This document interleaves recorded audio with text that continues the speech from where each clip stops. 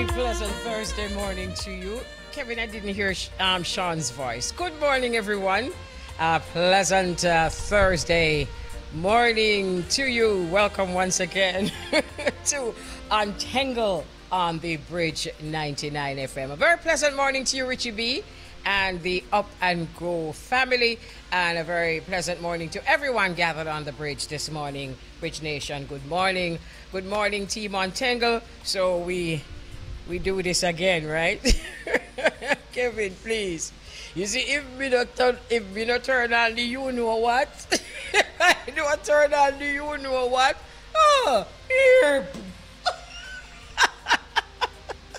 So a very special morning to you, and this is how we start you off on this here Thursday morning. We start you off this morning with Tony Curtis. Blessed is the man that walketh not in the counsel of the ungodly, and the wicked shall perish.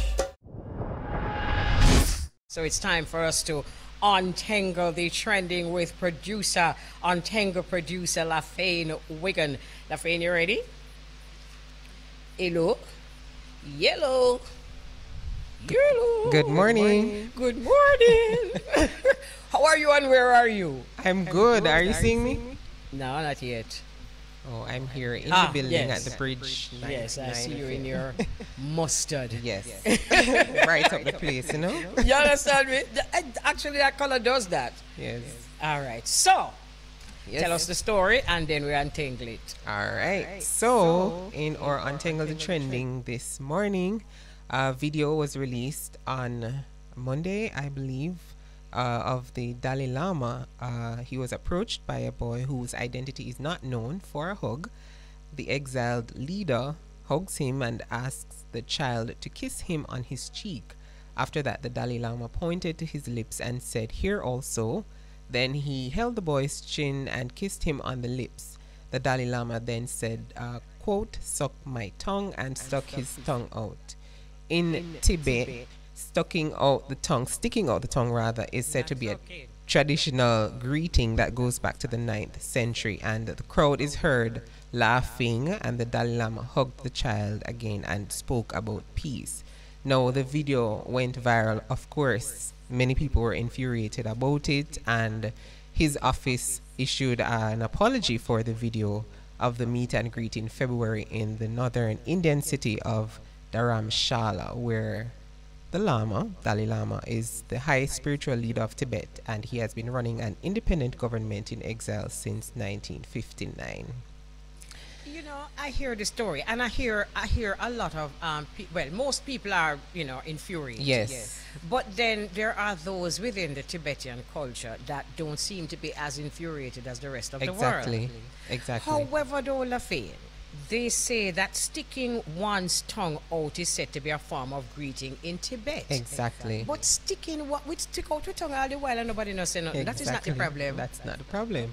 And I think it's sort of distracting from the real issue, the fact that this was a sexual conduct or misconduct with a minor. So that doesn't make it okay. And I get that, they said this is their culture to stick out the tongue. Sticking out the tongue is different between adults greeting each other, but he said to suck his tongue, which is very inappropriate. And the little boy must never get the memo because he was very uncomfortable. Exactly. So he being part of that culture, it should have meant, we should have, yes, we do this all the time. Exactly. He didn't do it. No. And he was very uncomfortable. He asked for a hug, which is what any normal person would do when you see somebody who is revered or as a celebrity or what have you. When you meet somebody, you say, "Hi, can I take a picture or a hug?" But how you reach from hug to kiss and suck and exactly. Because it's let me tell you something. A grooming right there, so you know. Exactly. Because the little boy asked for a hug,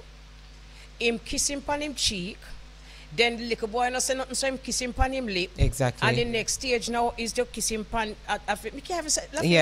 too. It's very uncomfortable for me to even be talking about it, because every time I saw it, I was so disgusted by it. I mean, I understand people's culture and all of that, but it just doesn't make it okay. It's a minor.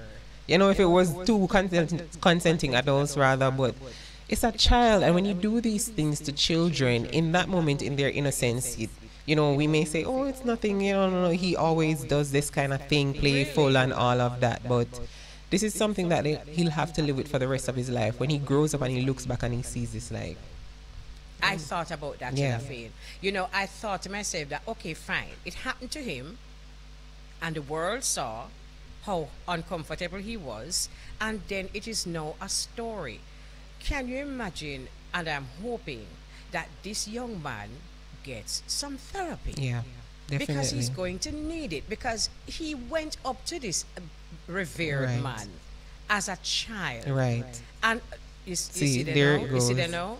You see that little poor little innocent picnic? Him not go there Exactly. for what go on, you know? Exactly. Him not go there for him so, oh yo, no show no more. The poor little picnic from there, so it's like, oh Your Lord. discretion is advised. Viewer discretion is definitely advised. And I'm wondering how, I can't even say what him asked the little picnic to do. Yeah. But yet still, you know, but he didn't say it in the mic. The mic picked it up. Right. Whoa, Lord of his mercy, my goodness me. So no, no, yo, Lafaine. No, take coffee. Take Stop. coffee. So, so, you know, Yeah. we have to be very careful of some of the titles that we give. I don't care where your culture is, Yeah. because somebody can say to me, say, in a for them culture, if them run down a girl and hold her down a rape her, I do them do all the while. Exactly. But that, Exactly. no That doesn't it mean right. exactly. That doesn't mean that it's okay, and we use these things to justify wrong. Exactly. And politics coming into it too. Right. Because there is let me see if I can find it, but they were saying that the Chinese Right. using the moment Right. to help us there, Lafaine. That's what they're saying. Because according to Vice News, it was saying that many believe the video is being widely misinterpreted and are concerned Chinese Communist Party (CCP) propagandists are misusing it to discredit the exiled leader and legitimize the Chinese occupation of Tibet. Yeah. So that is kind of also like a distraction. Yes, is. even if this may be so, but that doesn't make what he did okay. That's the point. That's the point, because it don't make, you know, it's like a red herring. It's like a smoke screen. It's Exactly. like you forgot what he did. It is Or because he horrible. is the Dalai Lama, that makes it okay that he just issued an apology because, oh, people felt a way about it, so let me just apologize. Yes. Not because you saw anything wrong Right. with it. And let me tell you something, Lafaine. You see them with a title where we are giving mankind, That's right. imperfect mankind, That's because right. and especially religious people. True. Yes, because look at what happens in the Catholic Church. True. A lot of Facts. pedophilia in the Catholic Church, and these people are given a slap on the wrist. Yes. And that's why it continues to happen. Yes. You know, I don't know. Because if the average person had done it, as we were talking about, then would I get locked up? Arrested, Long time. like, this Long would have been at time. the court, like so much outcry, like they're saying, oh, because it's this person, it should be okay, and it's the norm and their culture and all of that. So because it's their culture to do certain things, that means that it's okay and it should be accepted. That is why people like those get away with it. People in high places, people in families that them consider to be royal families, people with titles like His Holiness, in a all for him study of Ofi Oli. That did come up. And then it also, mama, Me not only like him, and me can't even say what him say. you were, you were. You understand? We cannot say it, especially because I want little boy we go talk about. Exactly. And you know, somebody was saying, I think it was Jerry, that if he had done that to a female, he probably would have been killed. Oh my goodness. So, yeah.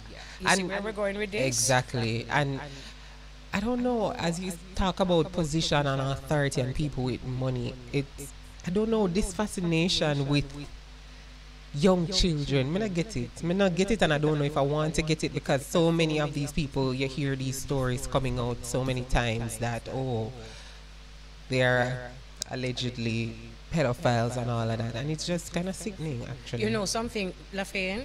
The reality is that pedophilia is oftentimes a part of people's religious practices, Yeah. demonic practices Yeah. that are seen as religious. And these are part of people's religion that we don't often hear about, Yeah. we don't often see. But if you go a little further, True. you will realize why it is about children. Yeah. and particularly boys, Yeah. because it's part of their rituals. Right. A lot of it is part of some of these religious people's rituals. Yeah. And can you imagine how many people, how many children have been affected by people like him, who they have as so holy? And then you can imagine the contradiction in their mind, because their bodies are telling them that something is wrong. Something is wrong. But society is telling them that is a holy man.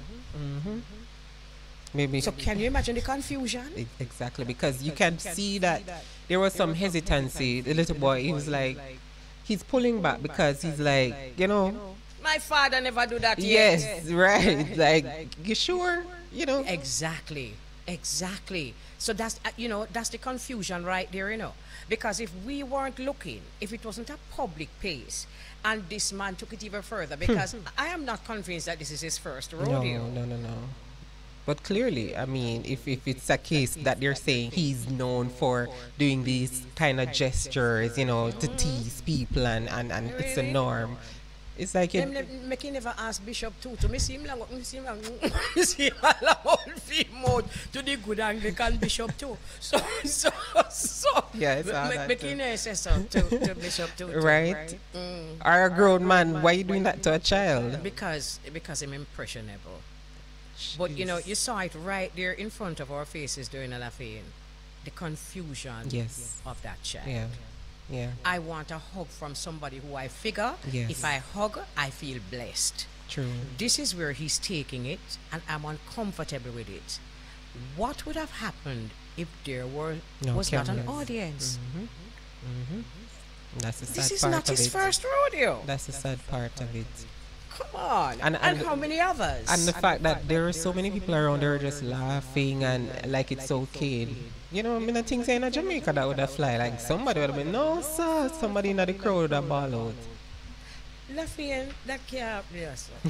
Because I say, before, by the Mama, time I can't even tell you on here what Cavell she said she would have do. Because they would have come lock me up, broadcasted commission would have said, she done for. No go up on the people in station. Man go so. From the go so, you have to do the word. From the go so, why? Then done it. Yeah, and that's why it's important that, you tell your children that certain things are not okay, certain touches, it doesn't matter it's who, it's not okay. And once you feel uncomfortable, cry out and say stop. The thing about it, Lafaine, is that the vital part of what you just said a while ago is that it don't matter is who. Yeah. Because a lot of children know when a stranger is touching them wrong, Yeah. But when uncle do it, Yes. when uncle do it, them wonder if uncle play like how the Dalai Lama was playing. Right. How much little picnic him tell say it's just a little game. Right. But And it's slap a little him after, he pulled back Yeah. and slap him. So we can't Savile with a slapping back. I can't just imagine. I can't just imagine. Mama? Me can manage. Make she tell herself. No, how hard Cavell with a slapping back. But seriously now, how many children have been told while they are being abused that is a little game? Yeah.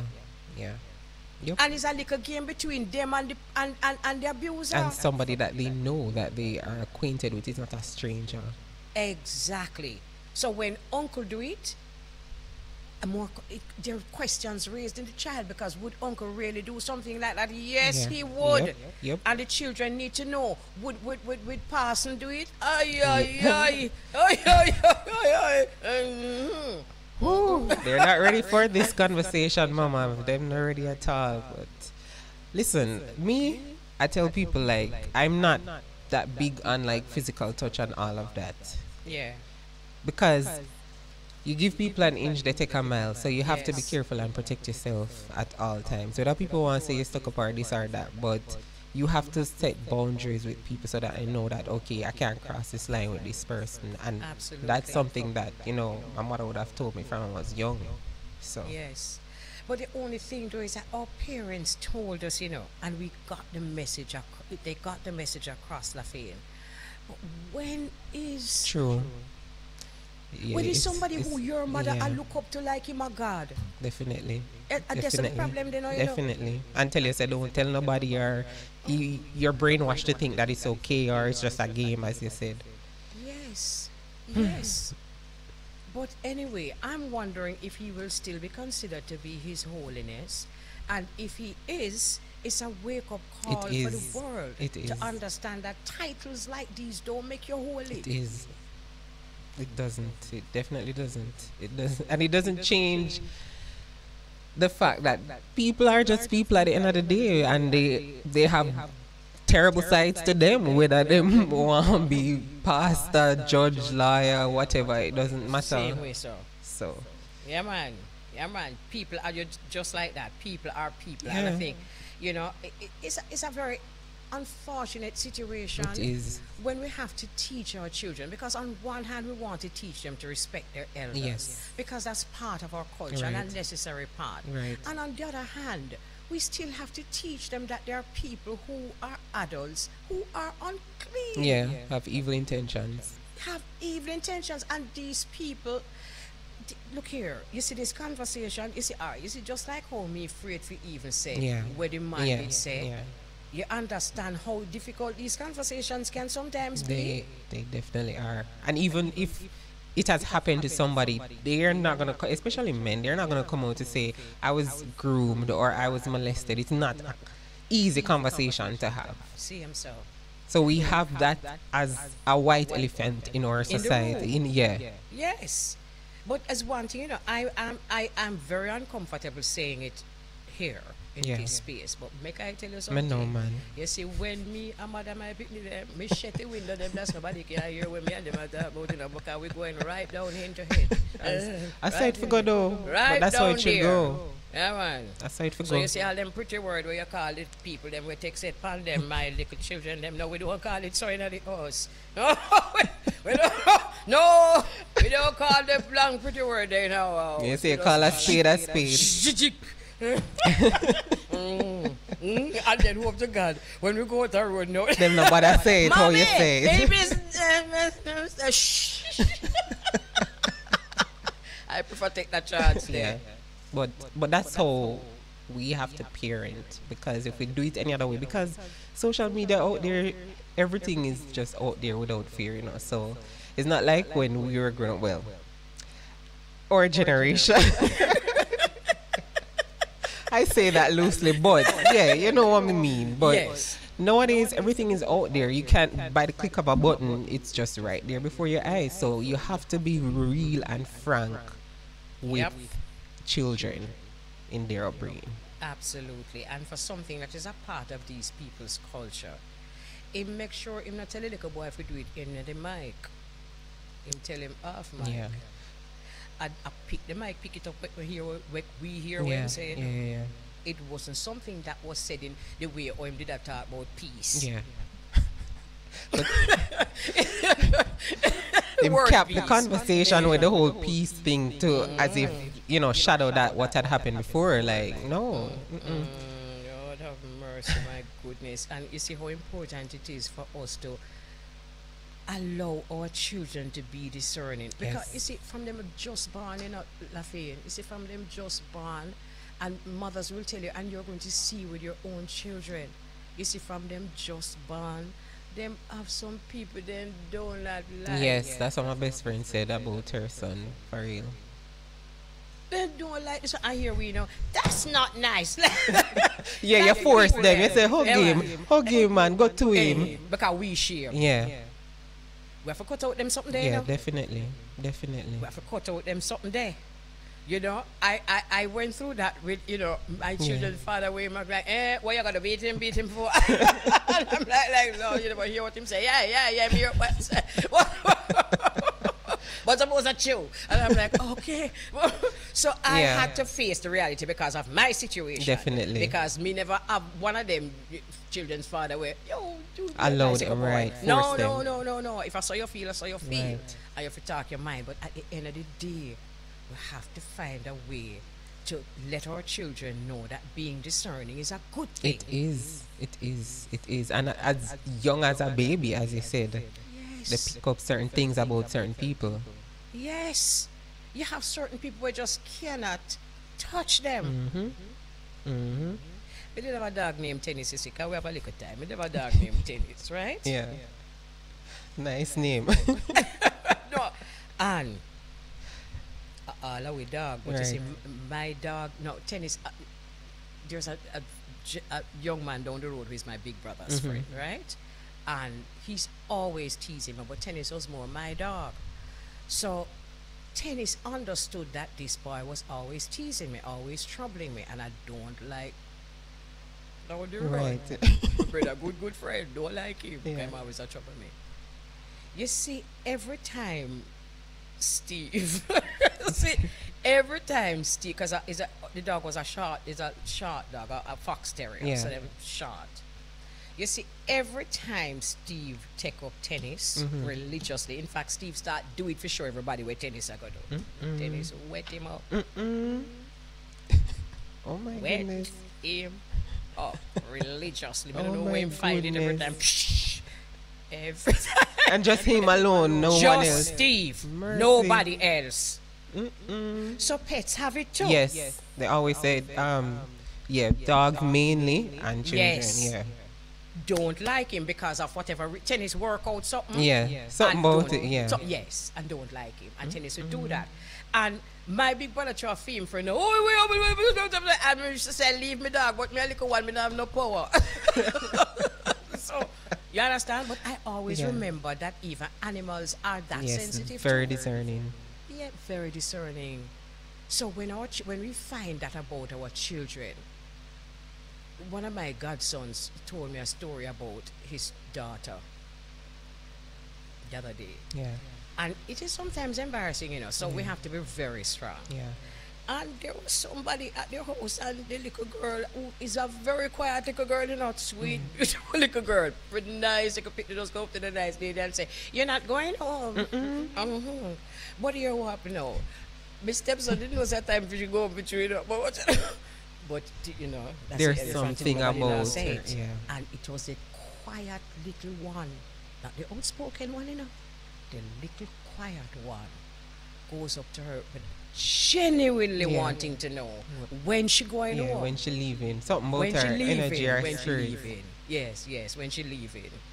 So I like that. If I all me to do it in my generation, what amount of lick me get? Mama, nobody ever talk.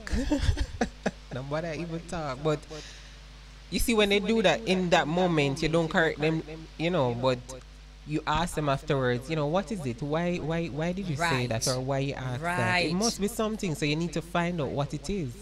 That's a good point, Lafaine. Yeah. You don't have to say, "My little girl don't like you." Exactly, that's what I'm right, here for." right. But we have to find ways of protecting Yes. our children and making them realize, no matter what, we are on your side. Definitely, 100%, 100%. I always say that in my mind. If God blesses me with children, Yes. clear off the blocks, laying everything Me on see the that pan table. you. Yeah, Me see that pan you. yeah, man. Me see I that want pan them you. for free for come and talk, no matter what. Make me Yes. know, tell me first. Yeah, man. Kevin Me see has that to pan get you, them. Lafaine. Me see that pan you. Me say you're going to be a very just like your mom. Just like Me your not gonna be mom. so disciplinary and No, still me and understand. belt on them something, but yeah, the values and the principles. Me get you. Yeah, the Because some belt of the something things there, that yeah. them do Yeah. in the name of manners. Yes, the belt something there. Yeah, that belt something. Yeah. And it not necessarily. No. It definitely not. It don't even work. Yeah. So there is that. And an important point as we're closing, Kevin was saying that he kind of looked like he has dementia, the Dalai Lama. So you see those things that you continue to do when you're young, in your young ages, when you get old, they magnify, Oh my goodness. So if you Can you try imagine? hide it or cover it up, it's gonna come to the fore. That's a good point. Yeah. That's a good point because I'm at 87. Right. So yes, you're right, because you don't have the kind of consciousness, a cognitive function that Right. you used to have. You can cover up and hide.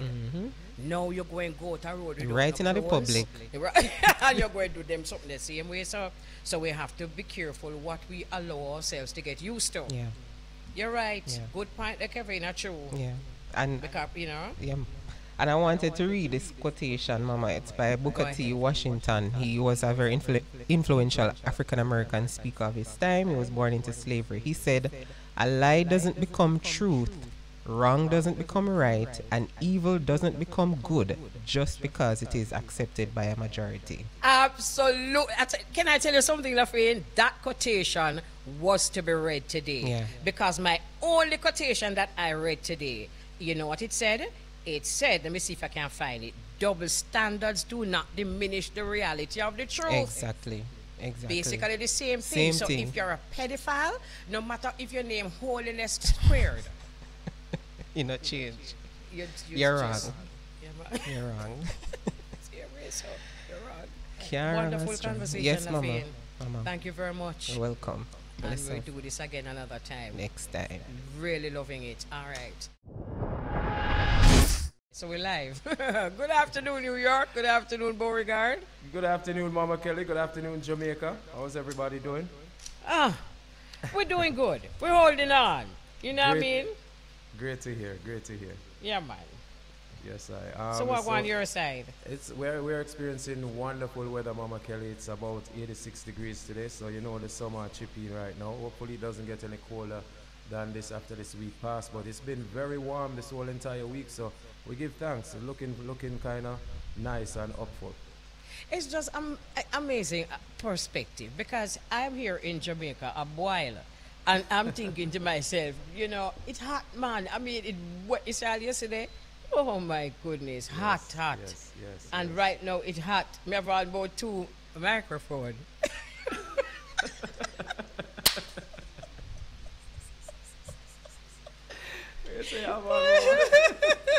We say one of the microphone I blows all the engineer in the studio and was Mama.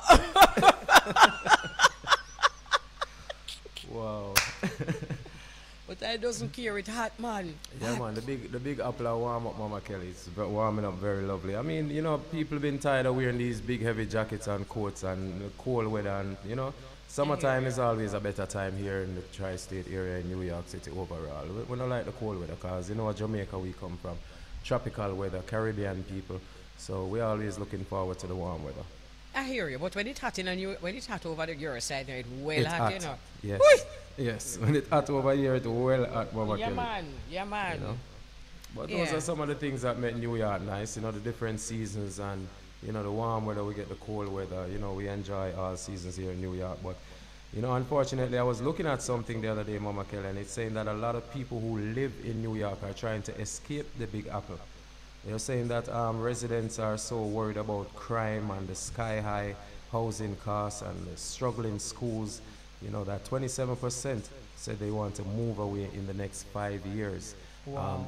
This is something I've been thinking about for a very long time, you know, Mama. I've also been saying, you know, say, I feel like say would move out of New York and go somewhere where it's warm all year round. Yeah. And that's been a dream of mine for a very long time. It hasn't come to fruition yet. I don't know if it will. There are a number of things that at times when I say, you know, I want to go, the things that stop me from going, whether it be, you know, personal things, the kids and school, they're getting older, you don't know if you want Right. to move them from the school they're in with their friends and, you know, the way Right. they're situated. So some of those things tend to delay people sometimes in terms of moving. And not to Right. mention money too. Even though they might try to get her from the high cost in New York, they still have to worry about where they're going. You know, Because and moving is another expense. yes, it is. And you have to make sure you secure a job or things of that nature. You know, you can get a transfer if you're already in a secure job. You could get a transfer to another state. So it takes a bunch of things to say you're going to move unless you just pick up and go. Drop everything True. you're doing and just go. So, Beau-regard, I mean, I think though, because there are what I realize is that my friends and family in New York, when they just go over and them young, like my nephews, them young, some of Yes, yes. them love New York, and as they begin to mature a bit more, they can't take that fast life. So it's good for some people and just not for others. But a lot of people just find that fast pace that New York has sometimes a bit much after a while. True indeed, true indeed. As you said, you know, when you come here, you're enjoying everything about New York, the festivities, you know, everything that you see around you, you want to enjoy it. You want to be a part of it. As you Yeah. heard Frank Sinatra saying, this is New York, New York. So, you know, everybody say if you can make it in a New York, then you can make it anywhere. Right.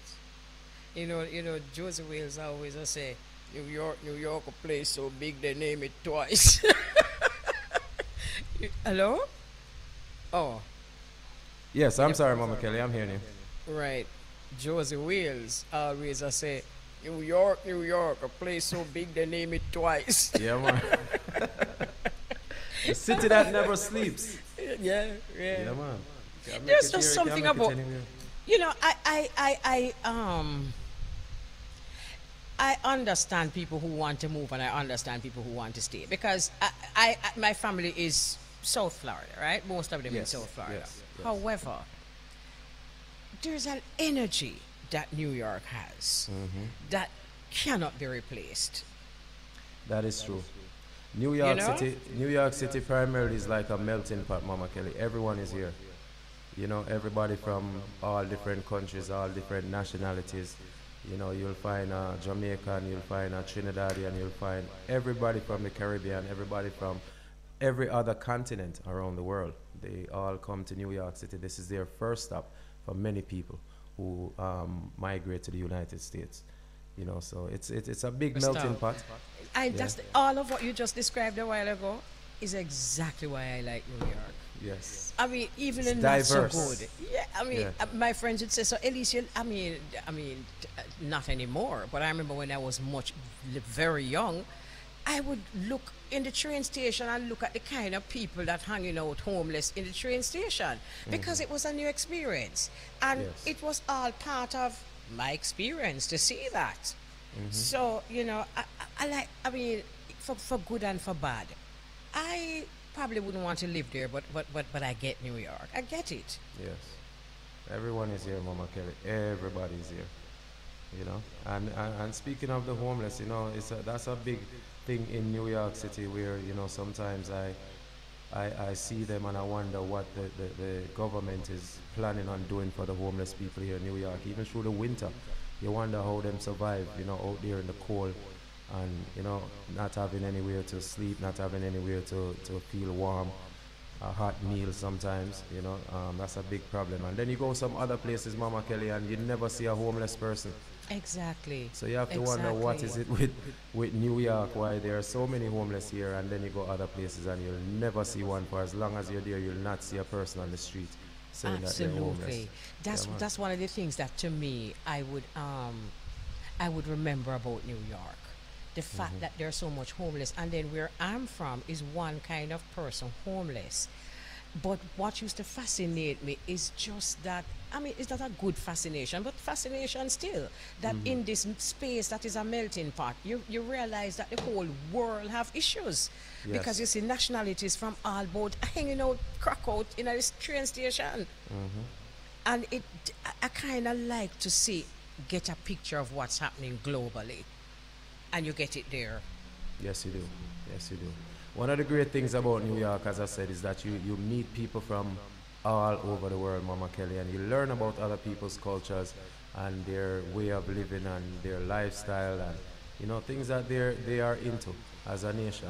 So that was one of the things that when I came here as a young boy and, you know, going to school here, I met people from all over the world, and that's something that I cherish to this day, you know, meeting other nationalities and learning about them. So I'm that's one just of the like good you. things. I love that too. I really love to branch out and meet other kinds of people. True indeed. Absolutely. Yeah, man. Can we send out some condolences? I've been meaning to ask you if you had any kind of interaction with Jashaka, because you know that's a sound system legend. We lost him. Was it yesterday? Well, the day is just too much for me now. But I think it was yesterday that we lost him, or day before yesterday.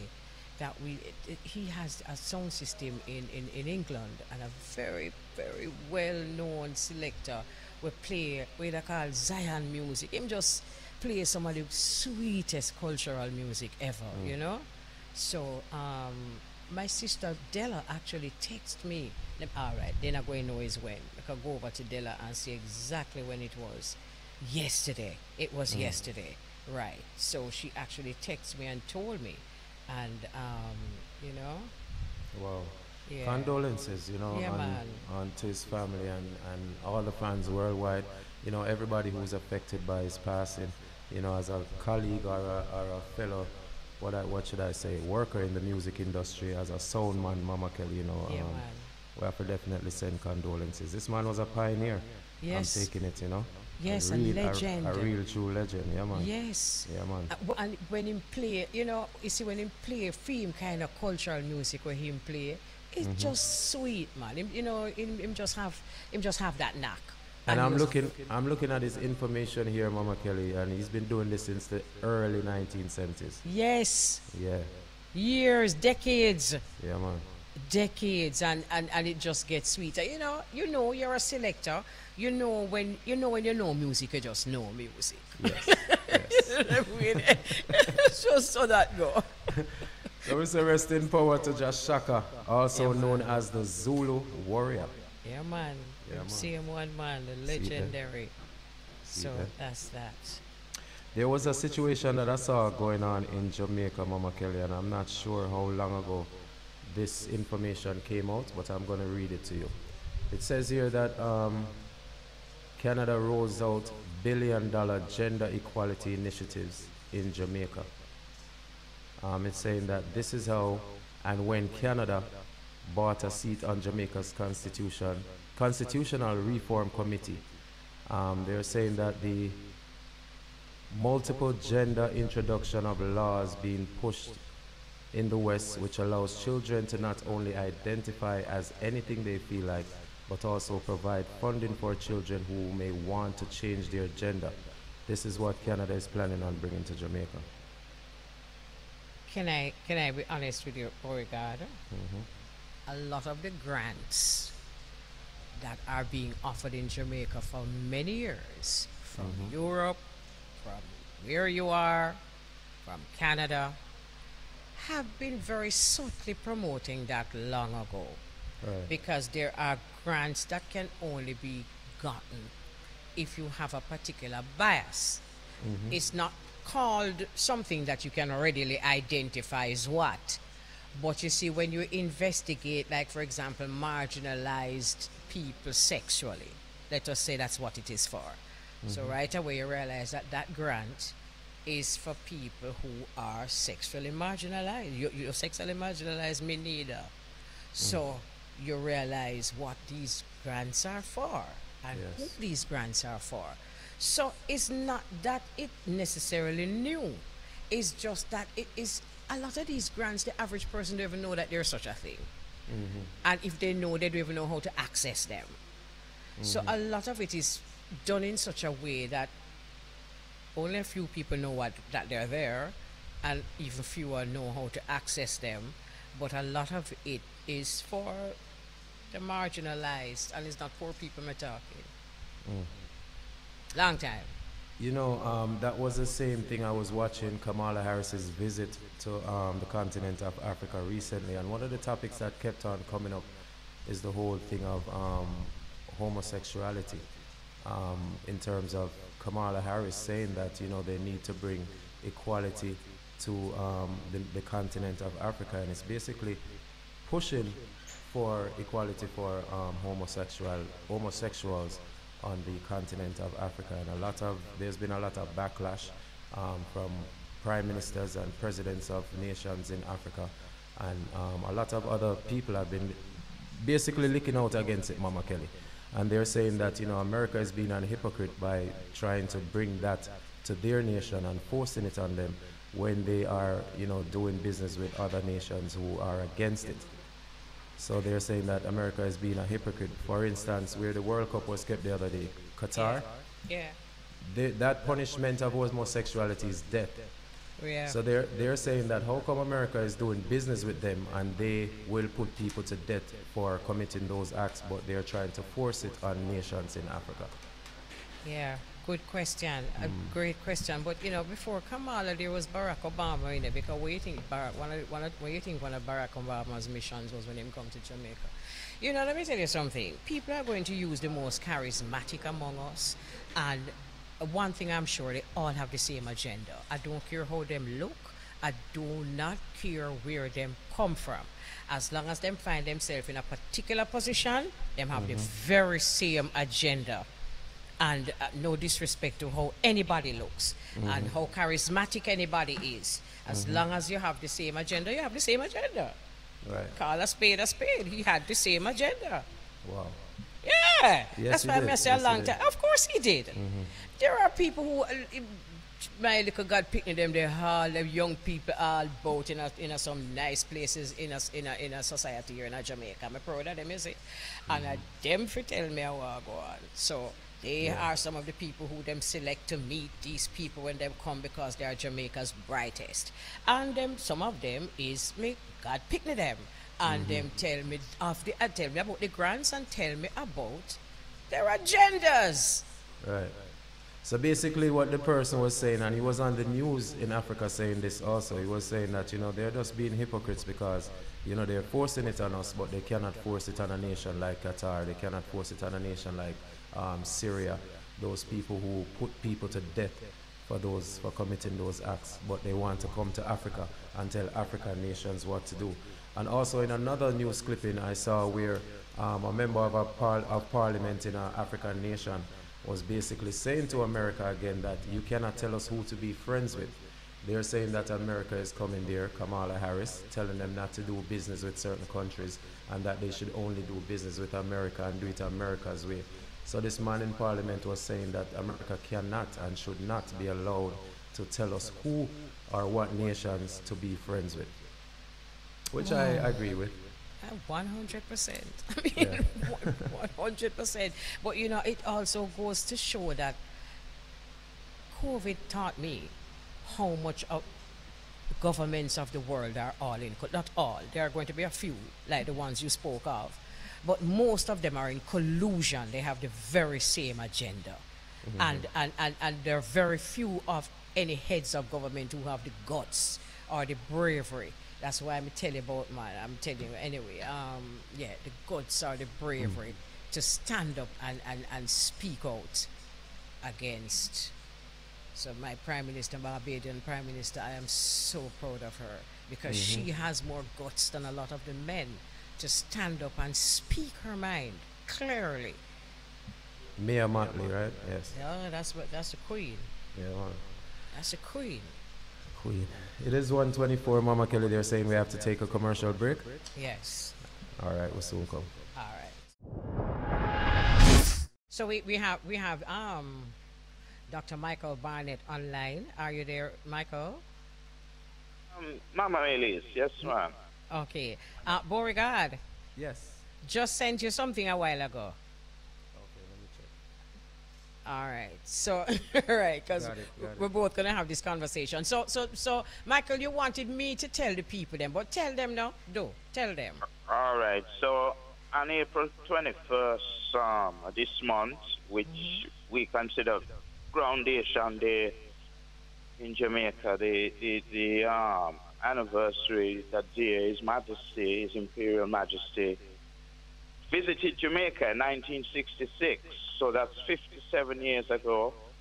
We're 57 years to the day. And Friday of next week, April 21st, we're going to be doing another screening of the documentary Retracing the Footsteps of His Imperial Majesty, 10 Days with an Ethiopian Prince, that Right. gives a Rastafari insider's look at the tour we did with Prince Amias, one of the grandsons of His Imperial Majesty, to mark the 50th anniversary. So that took place April 21st to April 30th in 2016. But this Right. time we're screening the full documentary. In December, we had screened an hour version of the documentary. Well, this is the full 2-hour version, documenting all 10 days that we spent with Prince Amias, retracing the footsteps of His Majesty around Jamaica. So that was the interview that we had with Jabulani. Yes. Okay. He's the one who put the footage together. We have about 34 hours of footage.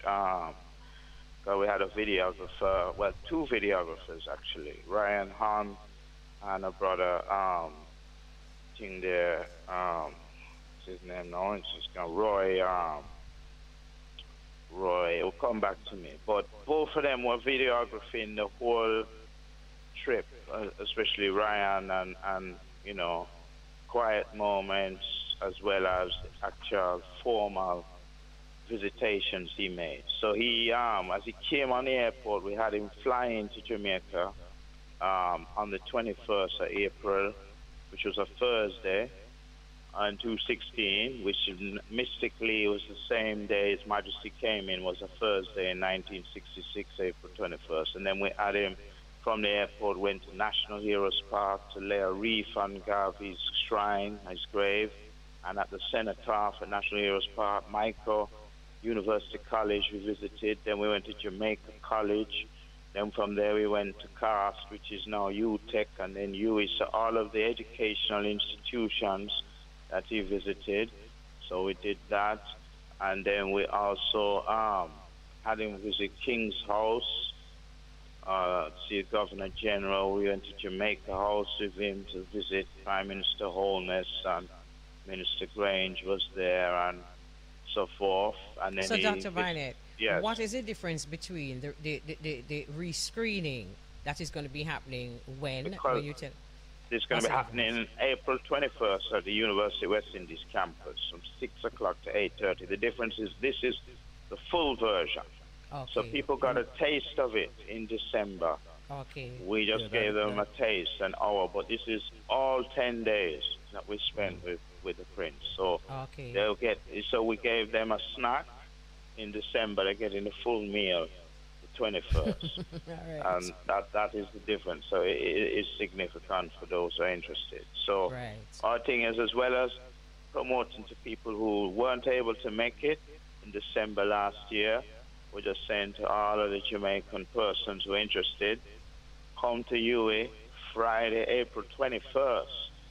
That's next week, Friday, 6 o'clock to 8:30 in the Social Science Lecture Theatre 1, which is one of our big lecture theatres with a big screen and everything, and that is right behind the Undercraft, and is situated next to the Faculty of Social Science building.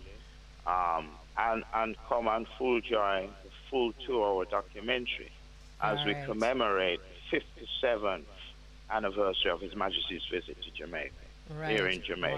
Right. Yeah? Dr. Barnett, Yes. today being the 13th of April, back Yes. in 1963. Your voice take a low, Beau-regard. Turn it up a bit. Yes. Yes, Dr. Barnett, you hearing me loud now? Yes. Nice. Yeah, man. You right. said something about the 13th of April. Yes. Yeah, today being the 13th of April, back in 1963, would have been the ending of the Coral Gardens incident, which took place in Montego Bay. And His Majesty visited Jamaica 3 years after that in 1966. Yeah. Are you aware, or do you know whether His Majesty was able to address that subject concerning Rastafari's back in 1963? He never directly addressed that, to my knowledge. When he came, he commemorated, very importantly, 12 members, 12 leaders of the Rastafari movement with medals at King's House. And that was a surprise to most people, because people never expected that. I mean, even the government, Jamaican government at the time, but he insisted because he had been visited, remember, by members of the Rastafari congregation in 1961, importantly, when we had the first fact-finding mission to Africa with Mortimer Plano, Dougie Mack, and a brother called Alvaranga. Yeah. And then in 63 going into 64, they actually sent another delegation, but that wasn't funded. That was Brother Sam Clayton, Alvaranga, and Sam Clayton, Alvaranga, and Dougie Mack. So they've had another meeting with him at his palace and so forth. And But then, Dr. Barnett, yes. His Imperial Majesty being the consummate diplomat, Yes. it is just so significant to me that instead of bringing up a controversial subject because it was a government to government meeting. Yes. He was here, government to government. What the diplomat did by giving Rastafarians these significant medals spoke volumes. It did indeed. Mama Elise, it spoke volumes because rather than denigrating them or, they basically disavowing the Rastafari movement, he showed his gratitude for the support, because he is very aware of the support, because even in the Italian-Ethiopia war from 1935 to 41, well, not just Rastafari, but African people in the diaspora were very supportive of the war. And, many people here in Jamaica wanted to go and enlist to fight against the Italians in Ethiopia, but they weren't allowed to. Colonial Jamaica didn't allow them to do that because we are very much under the English rule back in 1935, going into 41. But the sentiment so warmed him. That's why he put aside Shashamane, the land there, that land grant for all people of the African diaspora, not just Rastafari. Not just Rastafarians. So I mean, he was very aware of the emotion and the great deal of sentiment that Rastafari had in Jamaica. And I put it to you that is why of all of the countries he visited in his Caribbean tour, I remember, he was in Trinidad prior to Jamaica, actually Trinidad and Barbados, before he reaches Jamaica. And then after Jamaica, he goes to Haiti.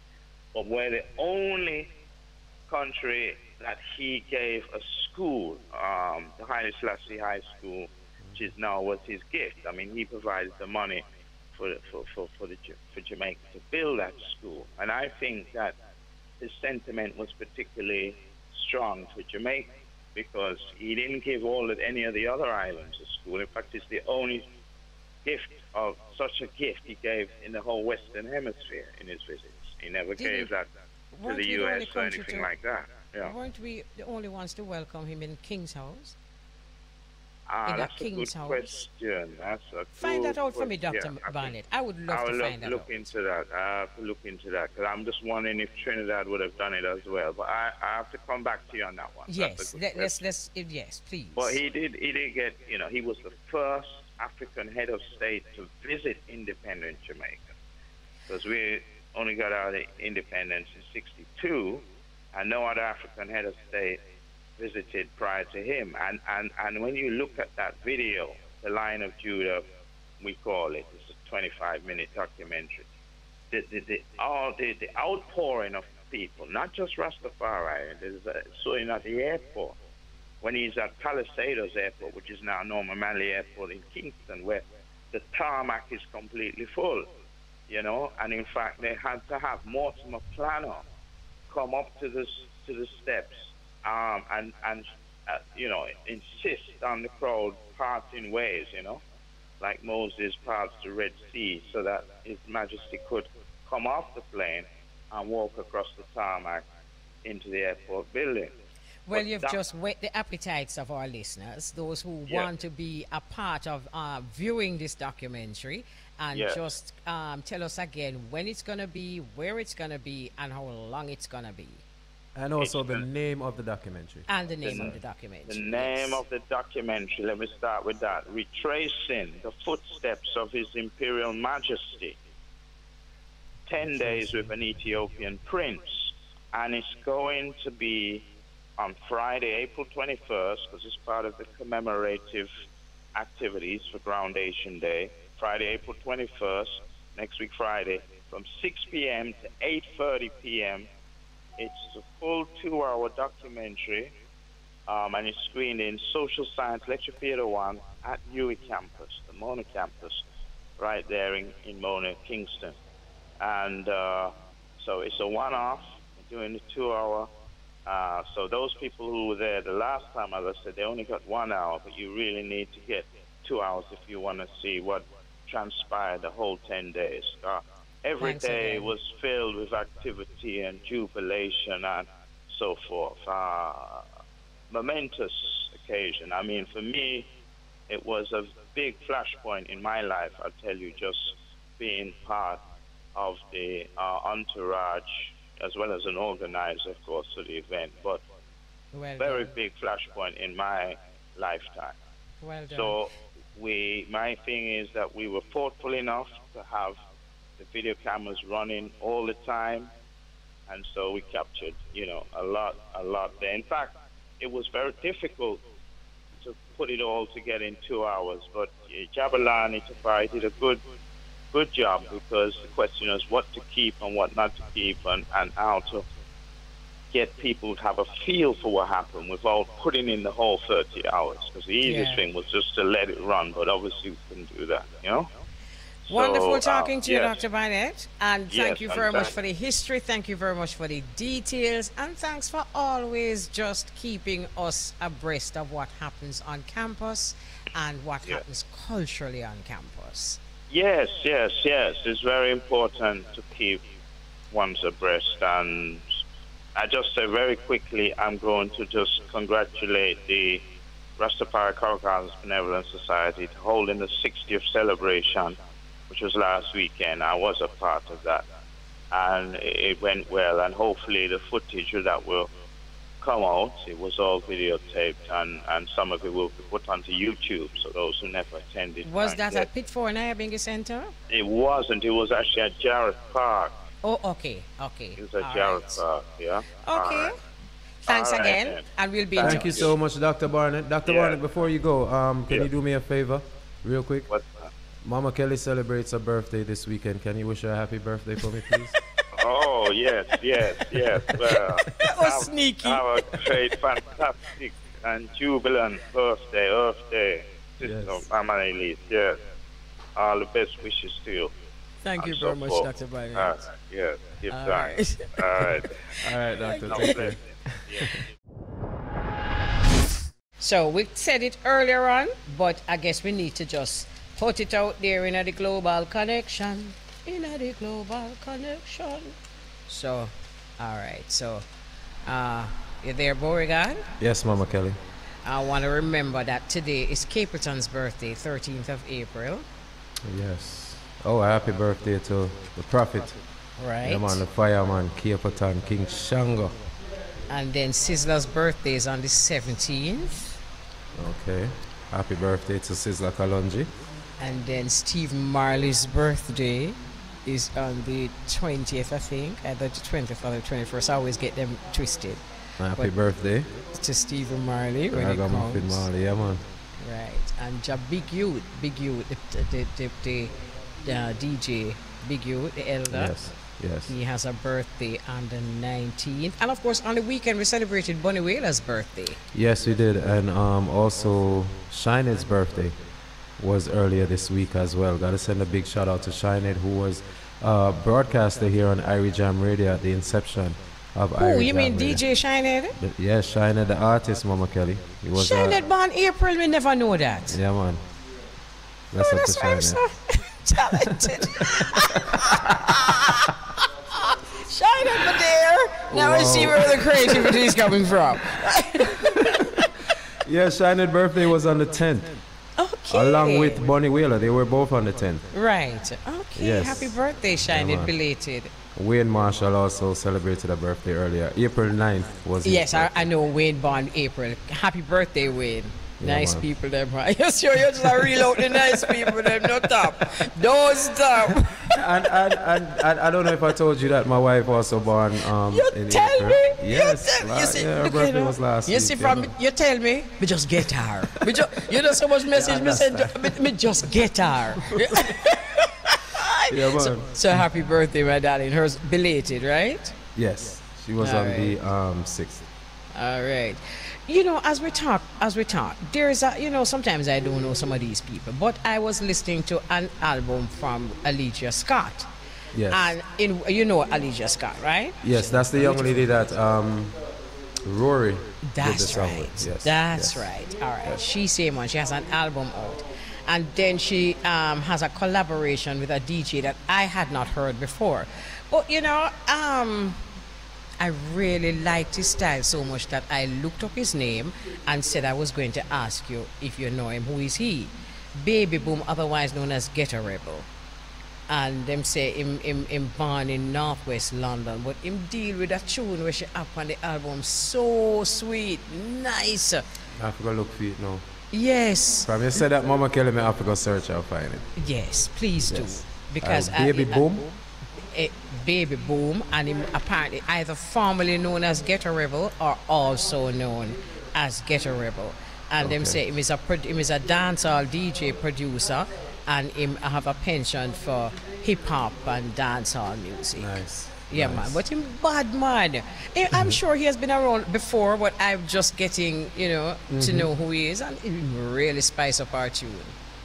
You know, Mama Kelly, one of the listeners texted me and said, I must heal you up. He said that you and him came cross paths in Jamaica one time at Hope Garden. He said he never forgot that you complimented him once when he was visiting Jamaica and was walking through Hope Gardens, and you complained. What is it? He said she complained. No, she complimented, but he wrote, I guess that the word was written wrong, Mama. I guess it's complimented. She complimented me on my locks, but I have no hair now. Man said cut off. And that is coming from Sheldon. Sheldon, I'm sure if I saw you, I would compliment you on your ballad. So it was what the mama thing. And he also wants to wish you a blessed, earth-strong Mama Kelly, and many, many more prosperity and joyful returns. Thank you very much, Sheldon. And it's wonderful that you remembered. Yeah. Once you compliment him on him locks and him just go chop it off. Oh my. Wow. Oh, I don't know why. I don't know. Don't worry about it, because I don't have none. And look how me too we get her. We get her. So it's not a year thing. Yeah. Yeah. I'm sister in Bridget Rubin. I want to say happy birthday to her. She has hers the day before me. Also, she has hers on the 14th. Do you remember Blacka Ellis, IT and Fancy Cat? Yes. Blacka, all right. He has his on the 15th. Wow. Oh, man. I could loaded. It actually, it is. It loaded. Trust me. Wow. Yeah, man, it loaded for sure. Nice. All right. Nice, So, nice. my sister says she want me to just use the opportunity since we're big up people. We big up for her daughter to Tamika celebrates her birthday on April 17th. Please send greetings from us, meaning Della and Ralston. Love you. So I hope you're listening. Yeah, man. Bless them up. Bless them up. I just got this one in Mama Kelly. They're saying there are heavy rains in South Florida and flights have been canceled all over. Yes. Sorry for those of you who are trying to get into the country, particularly going to that side of the country, Florida. Just hold on until it eases up a little bit and then make the journey.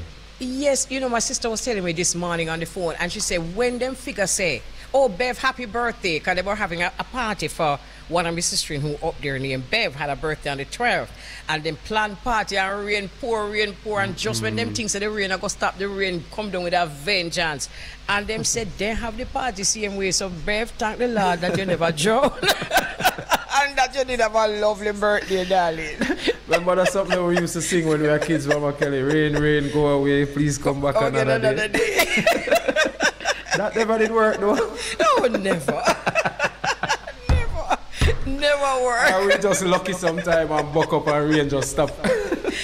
Yes, they were telling me this morning about the upper rain for Beau-regard in South Florida. I forgot, yeah. Yeah, man. For real. So when you say flights cancelled? Yes, flights have been cancelled all over. Wow. Another listener is asking me to big you up, Mama Kelly. He goes by the name of Billy Boy, the Jamaican cowboy. Oh, me know Billy Boy. Yes, Bless up yourself, Billy Boy, yes. Jamaican cowboy. When did we see a picture of him too? Recently, we see a picture of him, Yeah, man. So, so Jamaica have them own a Michael Jackson too. Everybody. We have one everything, Yeah, man. Yeah, man. You know, real quick, Mama Kelly, before we go, this case that has been circulating pertaining to the Dalai Lama, the video that came out with him and the little boy, what are your thoughts? We had a long discussion, me and producer this morning, about what are my thoughts. First of all, him need to drop the word holiness. That's the first thing he need to do. Him is not no holiness. Yes. And then from this on now, I would, if it was me, this would be a serious police case. You know, looking at the video, Mama Kelly, I have to wonder if, you know, age has something to do with his actions, not his actions per se in that video, but yeah, his actions in that video, but we have to also wonder if it's something that he used to do before and he could control the place and time that he did it, but now that he's up in age, he was unable to, and that's where it came out in front of everybody. It's interesting that you said that, yes, because our producer Kevin, who is there now, said the very same thing. That well, I mean, because I mean, well, yeah. But you know them say once a man, twice a child, Mama. Yes, yes. It came up. It came up. The once very a man, same twice point. a child. Meaning, you know, there are 2 times in your life where you're going to be helpless, when you're a child and when you're getting older. Yes. And, you know, he's unable to control himself and not realizing that he's doing something that he might have been doing a very long time now in public. Yes. You know, that is what I got from it. That came up, Beau-regard, and it's interesting that you should bring it up again. And the fact that you bring it up again, I don't think is just by chance. I think it's something that we really need to look into. And you know, as head come and go, you know. And when you get older, it more upon the go inside. We have to make sure, say, the things. I mean, look at Biden. Biden has been talking a whole bunch of crap for the last couple of months. Really? You know, just months? Just rambling. People are wondering if he has, you know, dementia. All right. Whatever the case may be. He tends to forget things during his speech and say things that has nothing to do with what he's discussing. So, well, you know, listen very carefully to what he's saying. Yeah, we have to wonder if his brain going also. Well, I mean, you know. They're up in age. Exactly. That's the point. That's the point, Beau-regard. That's the point. They're up in age. Interesting though that you should say that and add that again to the conversation. And it tells us as we get older, we lose control. So we have to be careful what it is that we do as habit. Yes. Because them say one thing with a habit, you know, everywhere you go, your habit. Everywhere you go, your habit. So we have to be very careful of our habits. Anyway, what an unfortunate situation, especially for that young boy. Yes, especially for that young boy. You know, there are so many things I want to say, but to protect that boy, and I hope the world understands that we have a responsibility to protect that child. Nice. Mama Kelly, we have about 30 seconds left, and I don't want us to get cut off, so I'm going to say my goodbyes. Jamaica, want to take care and everybody be safe, and we'll do this again next week. Thank you very much, Beau-regard. Love you, New York. So it is now just in time for Beau-regard don't get cut off. It is now 12:59, and that's the Global Connection, and it's something that we love very much. So for those who have just joined us, for those who don't know about the connection, we invite you to join us at 12 noon every Thursday afternoon for the Global Connection. And here is where we stream live to the tri-state, and we connect Beau-regard and myself, host of the Corporate Hour on Irie Jam Radio. And I am being told to stand by for a time signal. So this happens every Thursday afternoon. So we're inviting you to join us for that. So we want to welcome you, Little Roy, on the bridge as we untangle. Greetings. My greetings to you and all the people. Sister, you know, Sister Elise, you know, those greetings all around. Yes, I give thanks. Yeah, man. So, you know, it's such a pleasure because it's something that I've been looking forward to this interview as a veteran musician. So, for the benefit of those listeners over the world who are listening now and for the newcomers, let's talk about your origins. Tell us which part of Jamaica you originate from. Me originate from Kingston 13, you know. Okay. I was born at the corner of Galloway Road and Walton Park Road. Okay. You know, right across from the Chinese Cemetery Gate. Yes, we know where that is. Yes. Okay. Yes. All right. And you started, you know, when I talk to veterans like you and ones who come out of that generation, it is obvious to me that none of the very popular ones like the Dennis Browns started from a very early age. So when did you come forward into the business and how old were you and what was your first recording? Yes, well, my first recording was for Studio One in 1965, you know. I was 12 years old. Oh my goodness. And I followed two classmates to the studio, you know. One is Barrington Bailey. He's still in the music, you know. He's an hornsman. You know, and he used to be with Bunny Whalers, you know. And he's known in the music circuit, you know, of musicians. You know, and that's where I sang my first song. I didn't go there to sing with my friends, you know. They sang and Jackie too. I was standing on the side. And Jackie too said, so I said, sing something now. I sing my song, you know. My brother watering the front lawn and singing a song. The song there. Who's in a hand? Water come from land. I'm gonna cool it. You know, I'm gonna cool it. You take it for a joke, but please don't provoke. I'm gonna cool it. I'm gonna cool it. You know, so I sing that song for. So where that song came from? As someone who just followed two bridges into the studio, or you just make up that? No, I never just say it's my big brother. Oh. Watering the front lawn. Mm-hmm. Yeah, you know, those. I used to live in Washington, God, you know. Okay. Watering the lawn and, you know, I remember the song word for word. Okay. Just one time I hear him singing. Okay. But he could sing, you know. And I don't know why I didn't take up singing, you know. Okay. Because of him, I didn't think about singing. Because him can sing so good. Mm-hmm. And he never go to the studio and record a song. Mm-hmm. You know? So even when me I sing, me I tell myself so me can't sing. My brother sing, you know. So look right. On that day, you know, when Jackie me too tell you, say, ask if you can sing, and you start to sing, what came out of that day? Yeah, well, him tell me must come record a song about the Wednesday coming. Because this was like, say, the Friday, you know, in a week at school. So by the next Wednesday, I was in the studio recording the song. Wow. So all right, as a man who have it say, your brother can sing and you can sing, where you get that confidence now if you know, say, all right, a big man like Jackie me too, I go tell you, say, if you come record, what that did for you, your confidence and the career? Well, he never did anything much, you know, because I wasn't thinking about singing. Okay. Tell you the truth, you know. Mm-hmm. Singing wasn't my, you know, I was looking at singing, you know. Mm-hmm. It just happened, you know. Okay.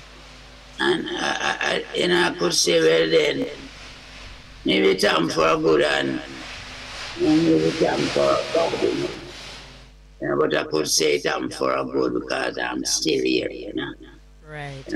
All right. So all right, fine. So after that day, you know, you say, you know, it never nothing really go on, but then you continue to sing. Why? Because that I say I could write songs. Okay. You know, and inspiration to put things together, you know? Yeah. Because like even the song Bongo Naya, I would say I was writing that song from the age of 13, and I never sing it until 60, you know. So I was writing other songs, you know. I think about right. those. You know, so I'm going play Bongo Naya. For we want this to be a listening session. So we're going to play Bongo Naya, and we're going to talk about Bongo Naya because them say Bongo Naya was one of the first Rastafarian music songs in Jamaica. So we're gonna play it and then we talk about it, all right? So we could play it for those who don't. That is Bongo Naya. So you were writing that song from your little boy. What was inspiring that? First inspiration of that song, you know, I would say it come from Baba Black Sheep. Okay. Right. Yeah. But I just change it wrong, you know. Yeah. You know, I go as far as Baba, you know. Yeah.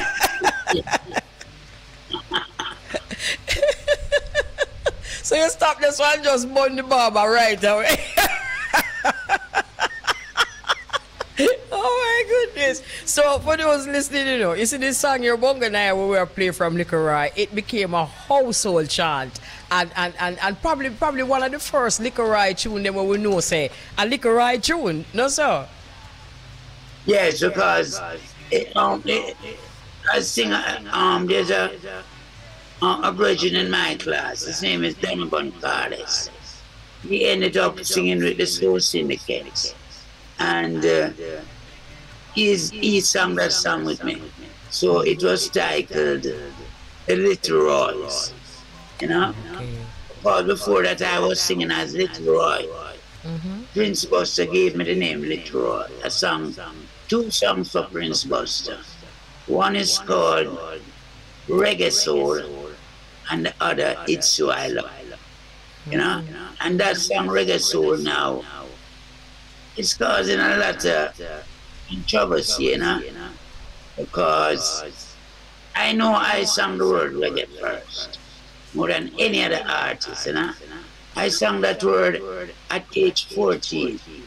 You know, my first week at high school, you know, when I went to St. Andrew, you know, and Prince Buster came and picked me up and took me to the studio and I sang that song, Reggae Soul, you know.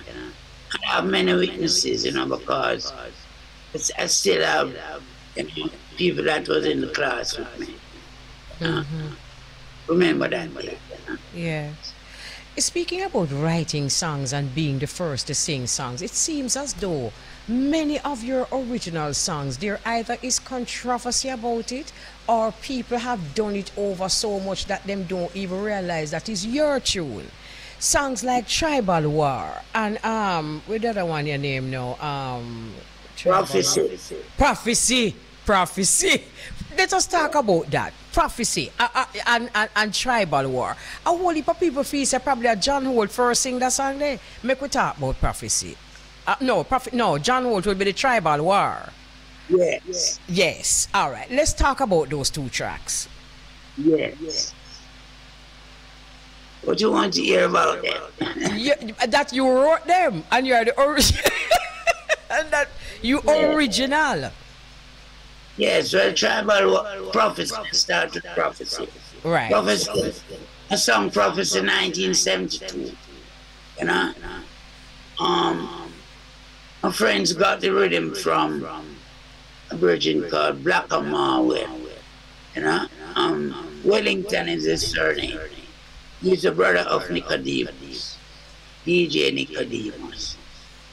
We lived in the same area of Washington Gardens. And one evening, Black Marwell came with the rhythm, and I like he just made at the studio. Look like him run with leave all the musicians, and never pay them for that he got to say. You know? Him come and him sell the rhythm from a virgin, and my virgin give £200. And we take the rhythm, you know?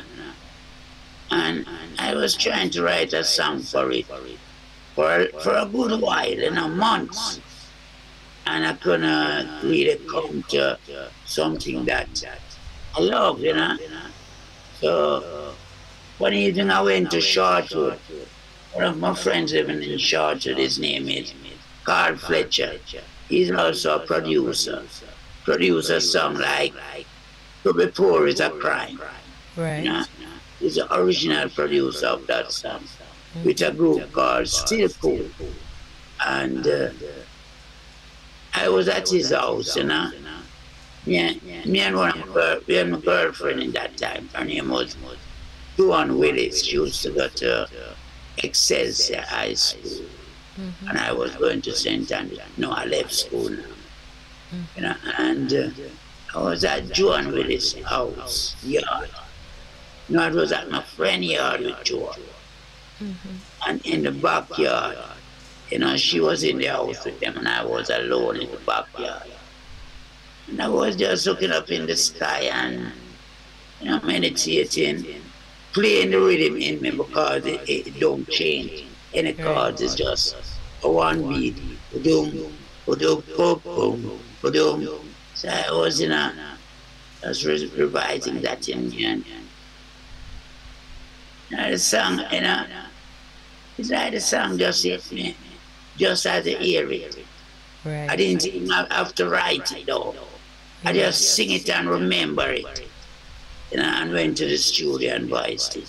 All right, let's hear it. Hold on. Let's hear it.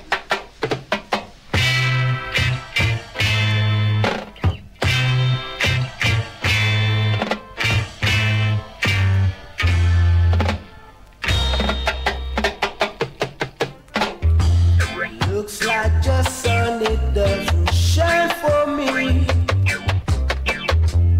because I'm living yet I can't be free. But freedom is a must, I know, no matter how the fuss and go on, because I read these things in prophecy. It says when the rain start pouring down and ain't got no water, they're gonna bow down to the ground, wishing that they were under. So, Little Roy, a song like this now, Prophecy, for those of us who used to go to Jalov Music, we'd hear a lot of songs like these being played by Jalov Music. And the selector at the time was Albert Malawi, who actually had a show here on the bridge one time. And they would always call it Orthodox music. Tell us what you see as Orthodox music. Well, Orthodox music, I would describe it, music from the heart, And within 12 tribes there was some great writers, some brethren that come up with some great songs. You would hardly hear those songs on the road outside of 12 tribe functions, True, very true. And Jalov was the sound, So Orthodox music, I would say, it's just a thing within. It's something within 12 tribes. Not just a thing. It's something within 12 tribes. I hear you. Because it's only 12 tribes that, until this day, really talk about Orthodox music. I am so happy that you explain it this way, because you're right. I've never really heard anyone else music described as Orthodox music. But the music that was being played by Jalov at the time for 12 tribe functions are the songs that are being described as Orthodox music, and them really from the heart. So, some great songs came from the Orthodox music. Right. Song like "To Be Poor Is a Pride." Yes. Yes. Black African Princess. Yes. And I would describe it that some of those songs, you have artists that came after and came in 12 tribes, and seems like they were singing over all the Orthodox songs, and they don't really give the bridging them any justice, because, one of them will sing three of my song and never go up on stage and say it's my song, he must sing. And through me do an interview like how me I talk here now, and me I tell the interviewer, say, some people never declare my song them yet, any of my song them yet. Say, them sing my song on stage that I could earn something, So I just give thanks that I go to good school. I don't know which school them go. I don't know most dunks. If you don't feel like them can just take people things, so, when them wasn't around, them wasn't even singing about Rasta in those times, So I just still firm and know I must get justice, Yes. And I just do an interview like this. I don't know if it's an interviewer who hear it. Must tell some dudes so me I say, and everything me I say are true. Them call me and tell me, so them all look me in my face when them see me, They come out them cripple up. You understand what I deal with? Watch this now, Little Roy. You see, there's a sound there's a sound. There's an orthodox sound. And I remember people like Dan Hudson and ones yes. Ooh, those kind of people sing great songs. Yes. And they have the sound. I think my producer probably wants us to take a break. What you see, we're going to take a break and then we're going to come forward to the interview. But before we take this break, right, I am going to play one of my favorite songs from Liquor. We don't doubt. When we go to put this song on repeat over, and then we're going to take a break. And when we come forward now, we're going to talk about the new CD, God is Good. So this song when we are playing now, easily one of my favorite Liquor. Forces. Liquor, remember I said to you a while ago that Drummy, Albert Malawi, had a program on the bridge. Well, he was listening. And I think him up on the phone. Drummy, you there? Yeah, I would tell you. Drummy said I would tell you. Talk to your bridge, man. Yes. Drummy play one of the greatest songs in Albert Malawi. It's not just a right. No, stereo, you know. I have your strong still, you know, we call him me and scan and send enough blessings here and enough life, you know, continuously. Thank you very much. This world and this work. And I'm glad you're born, yeah? Oh, thank you very much, my darling. Can I tell you now how me glad you're born? Because you see them tune ya. No, watch this now. You see them tune ya when me a play ya now, and them big artists when me a talk to. If I never Albert Malawi, me don't know nothing about them as thing, you know. You never know. Yeah, it's got to listen, me and scan, enough love to you. Happy birthday, Queen. Thank you very much, my darling. Who may I talk to? You know, Skian. You know, so what do you... Oh, Skian! What? Hey, Liquor, are you do this, you know? Me don't hear from them, man. If me not chat to Liquor, Rasta, man. You know, so every day, your brother, I say, boy, come call Liquor, now, we have him up on the trap. I love the interview, General. Go on to your team. All right. I want to more here. The wrist drop move and the poor drop thing. Yeah. What I want to name? What I want to name? The wrist drop move and the poor drop thing. It's not upon the album we have. No, me I make the right play for you, though. I make him sing it for me then. You know, it's enough song we play for the right. Or Christopher Columbus and me play them drum there. They me no know, man. Yeah. We are listening interview. We are listening interview. Go on, man. Yes, all right. So, you know, I'm glad the man them calling up. Bless up yourself, Albert Malawi. Albert Malawi is the father of Empress Sativa, for those who don't know. And them man, I'm a teacher, straight up, no doubt, musical teacher. And when me I hear them tune from Liquor, I never know something on the radio. One time I talked to Liquor and I asked him about prophecy. And everything there. So it's a joy for the whole of us. So for those listening, we need to know, say, this is a joy for all of us. So all right. So Liquor right now, we are talking about this new album now, God is Good. Right? Let us start with first of all by saying that a lot of artists like yourself who have classics like the songs that we've been playing before find it very difficult to get forward that energy again. So when you told me that you have another CD again, you know, I listened with great anticipation to hear what you will bring forward. And let me tell you something, man.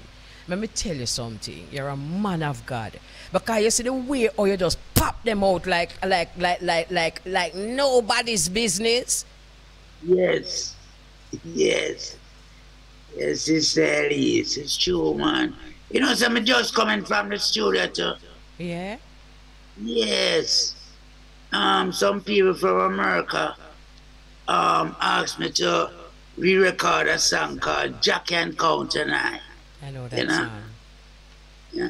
Jack and Count and I, Jack and Count and I, say I won't deny, it's Selassie I.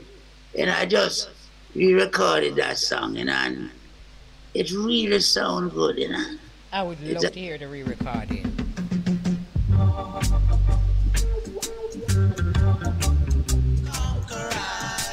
right. So, hey, let me tell you something. We could go on and on with these songs, but we really want to talk about this new album now because this is a beautiful album and it shows us that nothing missing. It's the same little right, sweetness, and orthodox music. Let us talk about God is Good. How long you've been working on this album? Well, this album, it never take long to work on, you know. You know, I would say I get 3 months to sing the songs, you know. God is Good is a song that I sing from about 1971. Okay. Yes.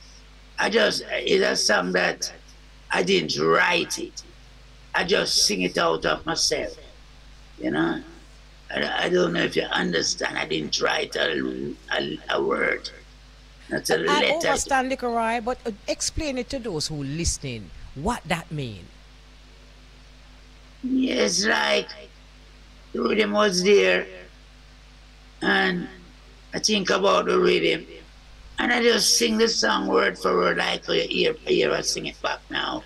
You know, it came out on an album called the title of the album from America. It was called Tribal War. You know, it had some of my songs within that period of time, like about 71 to 75. You know, because I was working with a friend called Munchie. He had a label in America called Irie, but he was also working with a producer called Bulwaki. You know, they were close friends, so you know they released the album for me in America, and that song came out. We got the rhythm from Lee Scratch Perry, the original cut, you know. But I'm glad that well then, you know, I reinvented it, you know. Yes. In this form. I love that description. I love that. In fact, the whole album shows us that we can actually reinvent, because it's like listening to God is Good album, it's like I'm thinking, oh my goodness, this is a reinvention of an original. It's like you're reinventing yourself. It's not like you're someone else. It's like you're reinventing that same self. It's so beautiful. So make we play the title track now, please, because the listener, them, you hear the whole of them out there, they must say, Mama, play the tune now, man.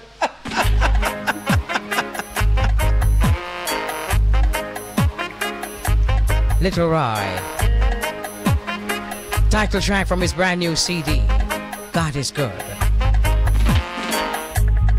God is good and God is kind. He showers his heavenly blessings on all mankind. God is good and God is love. He showed us his kindness, so we must show his love. And he don't want no evil works in Zion. Zion no want no corrupted works in Zion.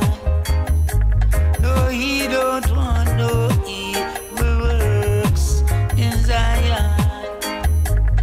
Zion no want no corrupted works in Zion. You can be one of his chosen, it's not hard to do, but you just got to let your works be true. Let your hands and heart be pure and clean, to rally around you, Jaja red, gold and green. So you have another generation now standing in love with Irie. So my producer, Irie, is a young lady, and she started, I don't know, she no guani, she quiet, you know, voice smooth like velvet. So, That is what I'm talking about now, Liquor. When we are say, for one, we start from in the 60s, seeing as a veteran, and a whole heap of veterans sometimes can't find forward that feel there where you just find forward. You find it forward, you know, vets. You find it forward. So make we talk about, all right, you talk about God is good, and you tell us, say, you sing it long time, or you write it long time. Yeah, and sing it too, yes. And sing it too? Yes, and sing it long time. Okay, from about right. 1971. Okay, all right. So, you know, I just want to say congratulations on a well done album. And every time I listen to this CD, I say to myself, all right, there is such a thing as a Grammy nomination, and that is good. You see, in my mind, this would have to stand up in a one different category, where just as high or even higher, where these are the greats that stand alone and wait for people that if you compete with them, this stand up alone. This will get the highest level of reggae award that there is, because this is real music. So we just want to say, give thanks for so we could have this conversation with you, that we could tell you in person how beautiful this new CD is. So make we talk about producer for the album, musicians who work on the album, that kind of thing. Yes, what I would say, first I give thanks to the producer, I would say his street name is Spider, and the label is Love Injection label. Right. But he really spent time and put in resources towards this album, all the musicians are great people, starting with Clive Hunt, who was the main arranger of all that is going on, Yeah. And I wasn't there to see the musicians, but to hear of them, and they are great musicians, like Fletcher, he was the bass for all. He played some big songs, Right. and basic, and great guitarists and keyboard players, and hornsmen. And then it ended up that they did some great harmonies, Right. Some great reflection of harmonies on these songs, So Beautiful. I just give thanks to everyone, and enough love to all the musicians that took part, I see that they did all what they did it with love. We can feel it. All right, so we're going to play another song on the album, and this one is one called named Lockdown. So it's a very interesting take on the lockdown. So here we are from the album God is Good, none other than the artist Little Roy.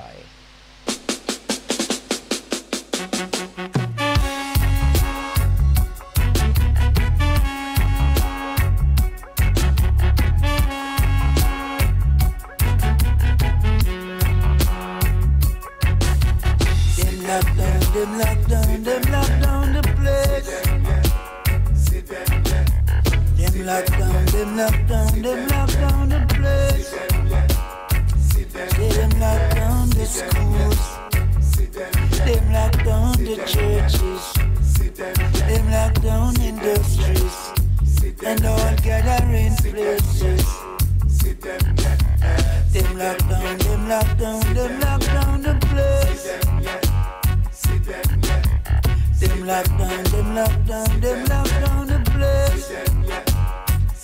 Say all who now work, now go get no pay. All who now work, now go get no pay. If you did work a little farm up on the mountain top, in all we have gone, you know your food can't stop. Throw some seed down on the flat. All we are gone, you would have food in your pot. Them lock down the place.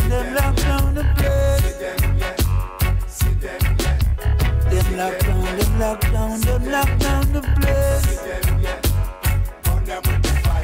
Them are we under lockdown. Them are we under lockdown.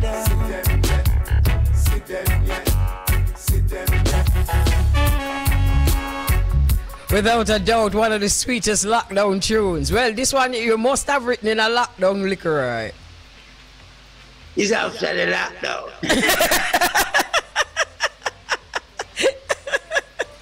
Well, you're sweet, you know.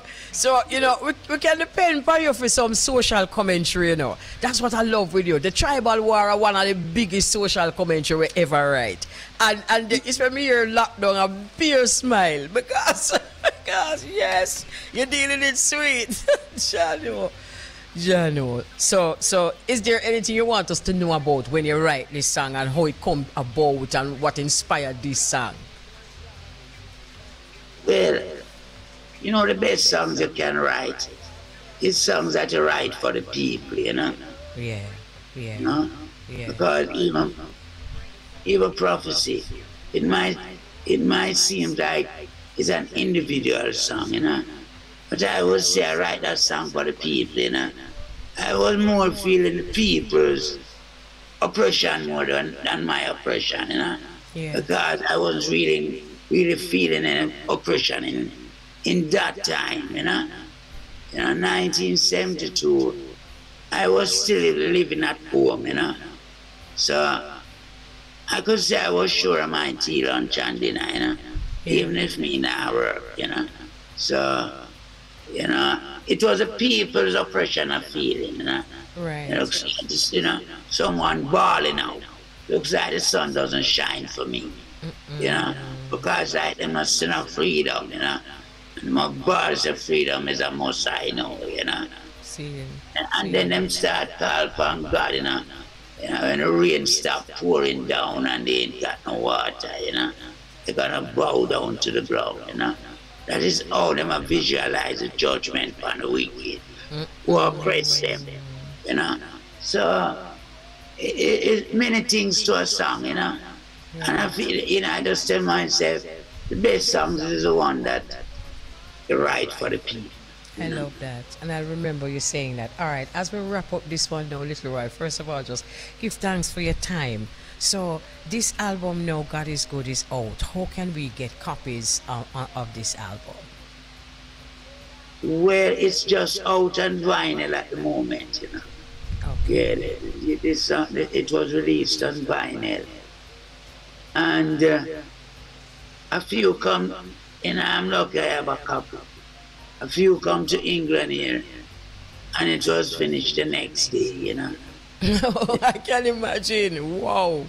And just for those listening, we're actually having this interview with Little Roy. You live in England now, right?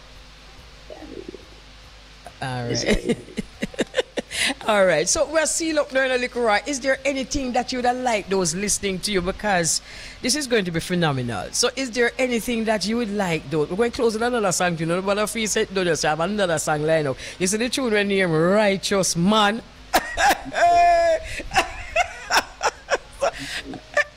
So is there anything else you want to say to those listening? You know, I always know that there's judgment on the wicked, you know.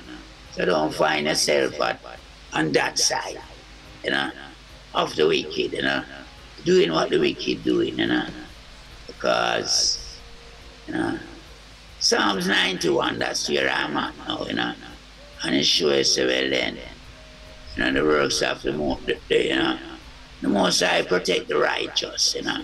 That's right. Don't worry, feel away when a wicked exalt himself, you know. The Most High just put him on height to tear him down, you know. It's in the Bible, you know, in Psalm 91, 92, and 93, you know. We're going to bed tonight to read those songs, you know. Wow. Wonderful way for us to seal off this interview. wonderful way. Again, thank you very much, Nicorai. And again, congratulations on an excellent new CD. God is good. Thank you very much for my copy. It look like them did I go fast. Look, most me miss the train. But give thanks for my for my copy. Scene, and just wonderful scene. Just wonderful having this conversation. And for all those out there who have been listening to Little Roy from ever since and loving his music, I am sure you're sending him a whole heap of love. Bless up yourself, you know. Yes, same you to sis. All right, love. All right. So, you know, I am so thrilled to have this conversation with Little Roy. And like you heard us say, Little Roy is one of the original. You heard him say he is definitely one of the originals. And a very excellent way of him to describe what he sees as orthodox music. And that's so true, you know. I use the opportunity to bless up again Albert Malawi, otherwise known as Dromi, otherwise known as Ilawi. Because Ilawi was the one who, in our generation, was the one who was promoting, as Little Roy called it, orthodox music is music from the heart. And there was no other space at the time that you could go, no other space that you could go at the time to hear the kind of quality music, what functions of the 12 tribes of Israel as they play Jollof music. So bless up yourself again, all those who are part of that, and bless up yourself, Albert Malawi, as we remember Dan Hutz, we remember the Sears, we remember all those, Anise, we remember you, all those who were singing the kind of songs that was just, you know, what we call orthodox music. So it is now 1:55. Yes, Lafaine, it's like a reading your mind, because I know so you soon say wind up now, close tight up. So you know if I said it. So this is how we say so long. Thank you all so very much for joining us. Always a pleasure, Little Roy. Always a pleasure. Always a pleasure. And this album will be played for generations to come, because that's the kind of music that you create. You really create music. Yeah, man. So give thanks, you know. Yes, man. So heart full of love for those listening. Thanks for joining us. And of course, you know, most high willing, 10 o'clock Thursday next week, and we go from 10 in the morning to 2 in the afternoon. So we leave you with another Little Roy tune from off the album God is Good. This one is called Righteous Man.